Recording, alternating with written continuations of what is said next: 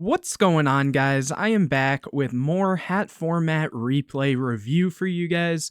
If you want to send me your hat format replays, you can go to the video description and find out all the information on how you can do that. But anyways, here we have another match. We have RM Yu-Gi-Oh, who is on Hunder Artifact, versus Simply Yu-Gi-Oh or Simply YGO, who is on Zielgigas OTK. So a pretty cool matchup here, very unique decks. So let's get straight into it. Here it looks like Simply YGO will be able to start this one out. Opening hands, we have Arum, who has Solemn Warning, Ignition, Kagado Kage, Thunder Seahorse, and Moral Tech. And Simply YGO has Gishki Beast, Gishki Shadow, Gishki Vision, Salvage, and Gishki Vision. So very strong hand, honestly, from both of them. And Simply will draw another salvage for turn. If this was going second, this would be an absolute blowout in a way. Maybe to an extent. Ignition plus Moral Tag and Warning is very good. So let's see how they play this one out. They start by using Gishki Vision, which can discard itself to add a Gishki Ritual monster and another Vision and the Shadow.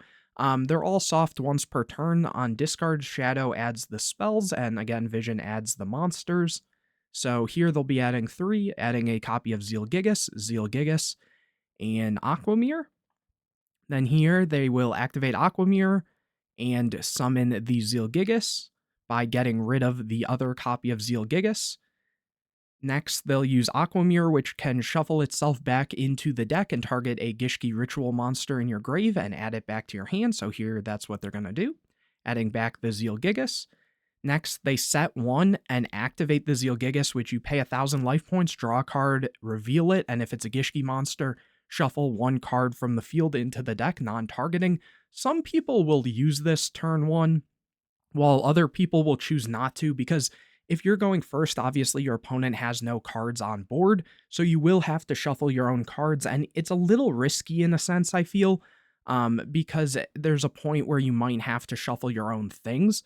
So I would almost say in this situation, depending realistically on how you wanted to go about it, you could go and like summon multiple Zielgigas to make Xyz plays and then start using the effects or something. Or what you could do is like, say, use one of the salvages, add these back and kind of go through the motions a little bit. And Beast can always just be normal summon to summon back a level 4 lower Gishki.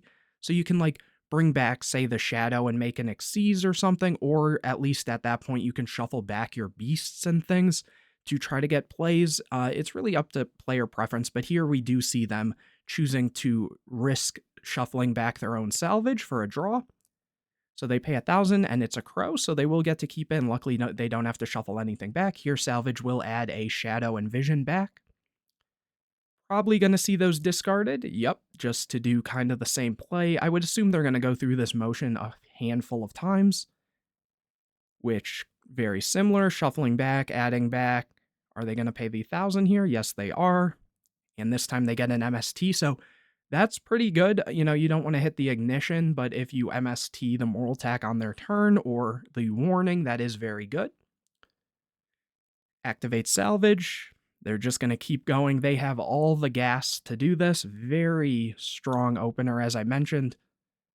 Here they get rid of one of the Zielgigas again. Again, they could have, like, if they even needed to, summon the Beast and bring back, like, the Vision or Shadow, since they can also be treated as the full tribute. And then at that rate, you know, you got to keep 1 extra Zielgigas on board and potentially shuffle back the Beast, which would have been dead there or something. So that's another option you kind of have here if you really wanted to.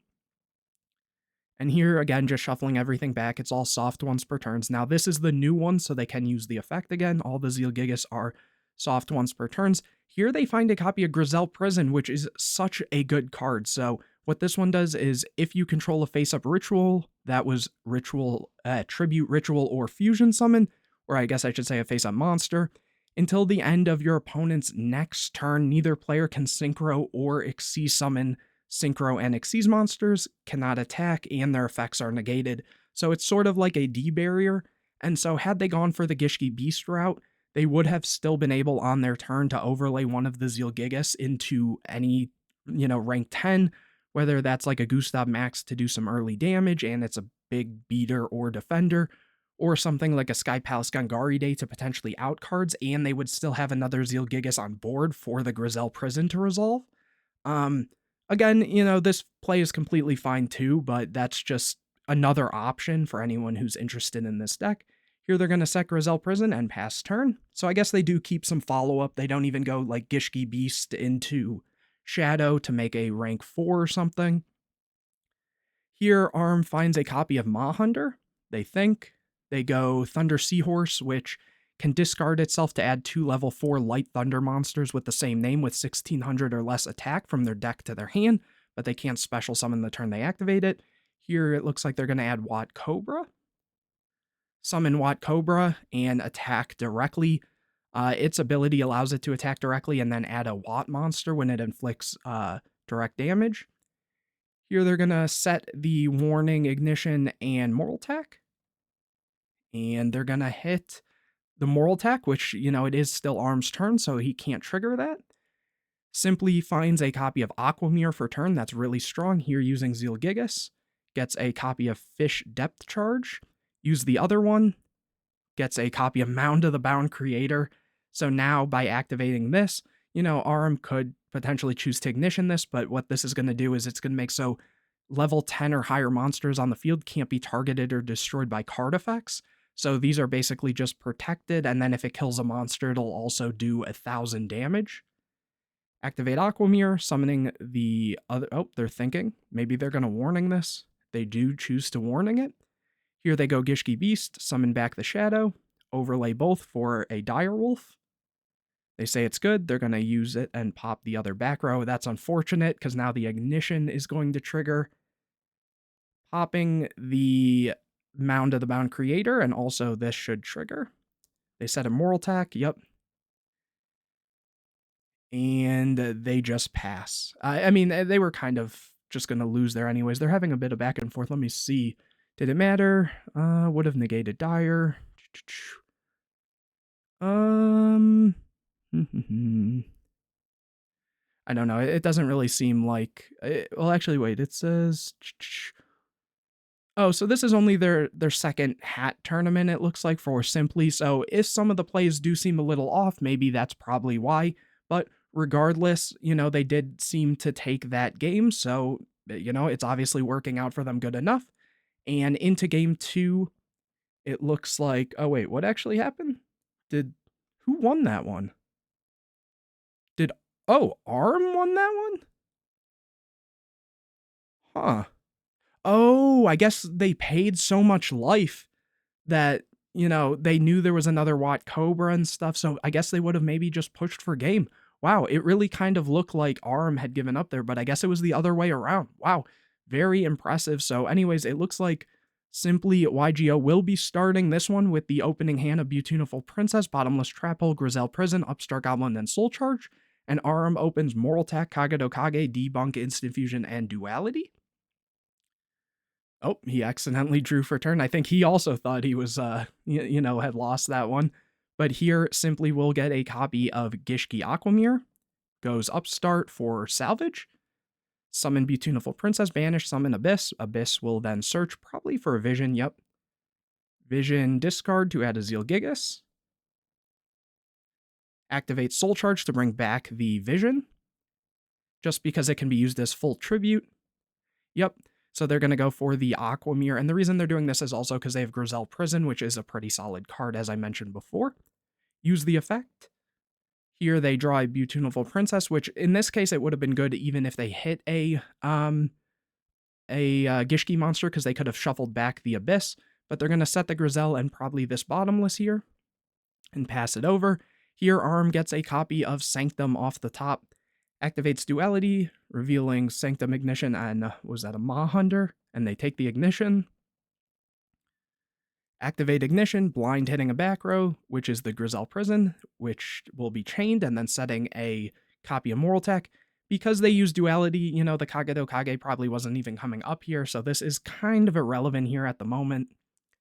Setting all the back row and passing, here Simply gets a copy of Compulse off the top. Activate Zielgigas. And Arm will chain the Sanctum, summoning a Beagle Tech. Here, Upstart Goblin is drawn. Beagle Tech will then resolve, popping double Moral Tech. That's so strong. Summoning Bolt back. Using both effects to non-targeting pop face-up cards. They think they go bottomless, which will get rid of one of them, but the effects do trigger, so both monsters are still popped. Here, Beautiful Princess is summoned. Arm says it's good. Summon Abyss, which will then search probably a Shadow this time because they do have the salvage and the was it Vision already online? Yep, Vision. So next they'll go Upstart, getting a copy of Beast, discarding the Shadow, but that will get met with a debunk. It doesn't get banished here, yep. And they go Salvage and set Compulse, adding back the Shadow and Vision, so luckily it didn't get banished off the debunk here, and that's simply because it left where it had been originally activated. Here they're going to use Shadow, they just use Shadow to get the spell, not using the Vision here, and passing it over to Arm, who gets another Duality, activates Duality, takes the Mermail over the Torrential Unwarning. They're in a pretty commanding spot here. Summon Mermail, gets bottomless. That could have been risky if this was something like a, torrential or something, though at the same time, because you aren't able to overlay these now because of the duality, but at the same time, I think they feel like they're probably in a pretty good position here regardless. Switch Beagle Tech to attack and push in for some damage. The more damage you do against the Zielgigas deck, the less activations of Zielgigas they'll have. Here, it looks like Compulse is activated on the Moral Tech. Setting that bottomless and passing over simply gets a copy of Fish Depth Charge. They think here, target the Shadow, activate bottomless for the Shadow still gets summoned. Here Vision is activated to add Zielgigas, and now they do have Zielgigas plays. And yeah, they aren't going to be able to stop that. They have no responses to this. So activate, sending the Shadow as full tribute, summon Zielgigas, Zielgigas effect. Drawing a Shadow, which is really good because now they can out one of the cards, shuffling back the Instant Fusion, attacking over the Mermail. Using the Aquamirror to add back the Zielgigas and shuffle back the Aquamirror. Discarding the Shadow to get back the mirror. They're going to, set the Fish Depth Charge, which this has the ability you tribute a fish monster, then target one card on the field, destroy that target, and if you do draw a card, it's a little awkward because Zielgigas is a aqua monster, and then, Shadow's a sea serpent. I think Vision is also a sea serpent. I think the only fish is going to be the Abyss, or I think even Beautiful Princess maybe is also a fish. Yeah, the rest are other types. So this card feels a little awkward in a sense. There's not many situations I could even see this coming up, unless it was like they were getting hand-trapped or something. Here they switch the Beagle Tech to defense, set Moral Tech and Sanctum. Pass it over, simply gets a copy of Mound of the Bound. Very good draw there. They say it's good, use the Zielgigas effect. Getting very low here, it's dangerous. Gets the Beast, and that's going to allow them to shuffle back. Ooh, that was the Sanctum there. Very strong. Summon Beast, summon back Shadow. They're thinking, go for Aquamirror into another Zielgigas. Use the effect. They're really low. Gets that. They will get to shuffle something back.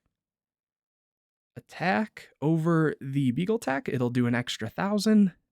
Attack in for more damage. If Arm finds any level 4 that can be summoned, that'll just be oh wait, no, they can just main phase 2 overlay these for a Gustav if they're playing it, hopefully. Are they not? Are they not playing Gustav Max, or did they forget? This wasn't live, right? Until the end of your opponent's next turn. But what turn was this? This wasn't the last turn. I feel like unless I'm missing something, they could have just overlaid both of these. Oh, they had more life. I was looking at the wrong life here. So yeah, I guess. But even then, would you not risk that? I guess they haven't seen the instant fusions yet. Since this just shuffles back, it doesn't have to reveal the sets. So you wouldn't have been able to game him there, but I think this is just game regardless. Yep, they're just crashing in. They say it's good.